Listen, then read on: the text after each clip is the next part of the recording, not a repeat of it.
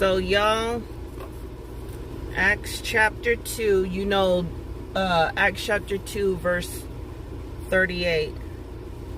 That's what the Lord was talking to Nicodemus about. Hold on.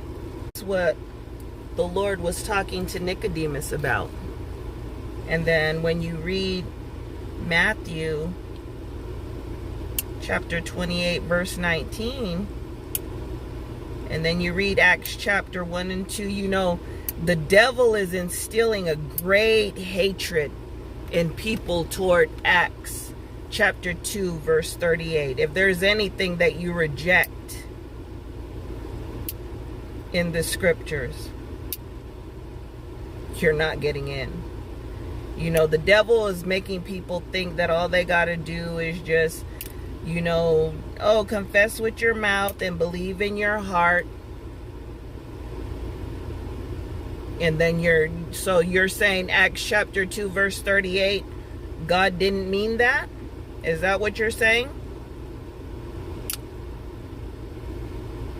And then so the devil is putting a real hatred toward Acts chapter 2 verse 38. Let me tell you something. You're not getting in if you don't do it. You're going to come around to this thing. You can go ahead and fight if you like. You ought to consider it a privilege and an honor to actually be called to perform Acts 2 verse 38. Because what did the Lord tell us in Matthew chapter 3? What did he tell us? And then you look at Mark chapter 1. You all think this is a game. You think you just can hop up and say, oh, I'm a Christian, and you can just be exactly like the world. Oh, God looks at the heart. Really, he also tells us that the heart is the most deceitful and desperately wicked. Isn't it in your heart to deceive people for money? Isn't that in your heart?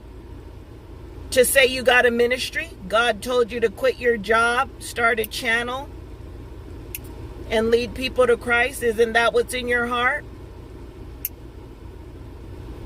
But yet you deny Acts 2:38. What's it gonna be? Y'all, this thing is winding down, and the devil has put a great hatred, because like I said, as long as he can convince many, you don't have to be born again. Just confess with your mouth and believe in your heart, right?